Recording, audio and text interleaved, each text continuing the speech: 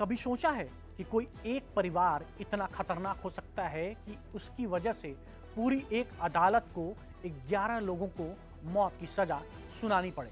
अगर नहीं तो आपने मिग परिवार के बारे में नहीं सुना। म्यांमार की धरती पर जन्मा वो कुख्यात नाम जिसने अपराध की एक काली दुनिया खड़ी कर दी थी। लेकिन जब वक्त पलटता है तो सबसे ऊंचे महल भी ताश के पत्तों की तरह ढह जाते हैं और मिंग खानदान की सल्तनत भी आखिरकार धूल में मिल गई। ये कहानी है लोंगकाइंग की, म्यांमार का एक छोटा सा कस्बा जो कभी एक आम सी जगह थी, लेकिन 2015 के बाद यह कस्बा बदल गया और बदलने लगे यहाँ के कायदे। इसकी गलियों में जब कानून की जगह डर और खौफ का राज होने लगा तो हर कोई समझ गया कि यहाँ अब कोई और खेल चल रहा है और इस खेल का मास्टरमाइंड था मिग का परिवार। शुरुआत होती है एक धोखे से।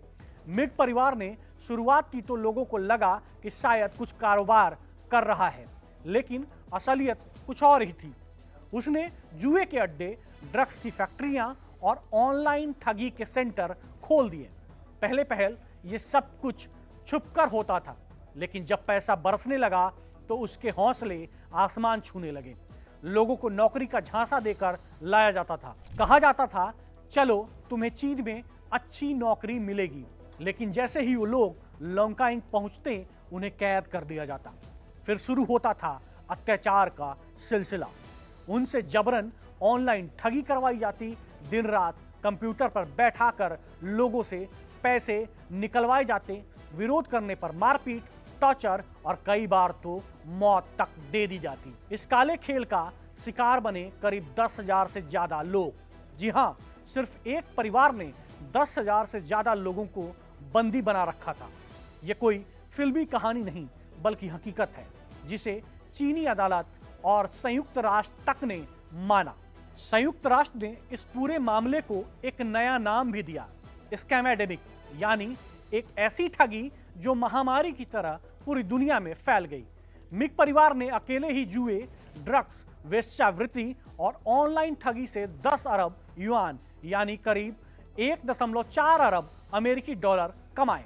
लोंगकाइंग अब सिर्फ एक कस्बा नहीं बल्कि अपराध का किला बन चुका था, जहां कानून की नहीं मिग परिवार की चलती थी। लेकिन कहते हैं ना, अपराध का किला ज्यादा दिन खड़ा नहीं रह सकता। 2023 में जब म्यांमार के शान प्रांत में विद्रोही समूहों ने सेना पर हमला किया और लोंगकाइंग पर कब्जा कर लिया तो मिग परिवार की नींव हिल गई।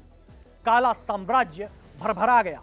इस हमले में मिग परिवार का सरगना मिंग स्विंचांग घबराहट और डर के मारे आत्महत्या कर बैठा। बाकी बचे परिवार के लोगों को विद्रोहियों ने पकड़कर चीनी अधिकारियों के हवाले कर दिया। इसके साथ ही हजारों बंधकों को भी आजादी मिली और ठगी के ये सेंटर हमेशा के लिए बंद हो गए। फिर आया 29 सितंबर 2025 का दिन। चीन के वेझोंग शहर अदालत में जब ये केस पहुंचा तो सबकी निगाहें इसी पर टिकी थी। आखिर एक पूरा अपराधी परिवार जिसने हजारों जिंदगियों को बर्बाद किया, उसके लिए क्या सजा तय होगी? और फिर आया इतिहास का सबसे बड़ा फैसला। 11 लोगों को सीधे मौत की सजा सुनाई गई।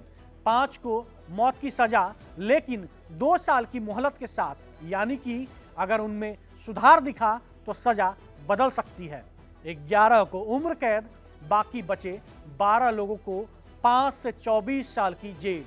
अदालत ने कहा कि मिंग परिवार सिर्फ आर्थिक अपराधी नहीं बल्कि हत्यारे हैं, जिन्होंने अपने फायदे के लिए इंसानियत को कुचल डाला। ये सजा सिर्फ उन्हें नहीं बल्कि उन जैसे हर अपराधी को चेतावनी है कि चाहे तुम्हारा जाल कितना भी बड़ा हो, कानून की नजर से बच नहीं सकते। इस पूरे मामले ने पूरी दुनिया को झकझोर दिया। चीन ने साफ कर दिया कि वो अपनी जनता के साथ किसी भी तरह की धोखाधड़ी बर्दाश्त नहीं करेगा, चाहे अपराधी उसके देश का हो या बाहर का। और मिंग परिवार की ये कहानी अब अपराधियों के लिए एक मिसाल बन गई है कि सत्ता, पैसा और डर का खेल कभी भी खत्म हो सकता है। इंसाफ की चाबुक जब चलती है तब अच्छे अच्छे 30 मार खां ढेर हो जाते हैं। कानून जब आंखें टेढ़ी करता है तो काले कारनामे के किले भरभरा के गिर जाते हैं।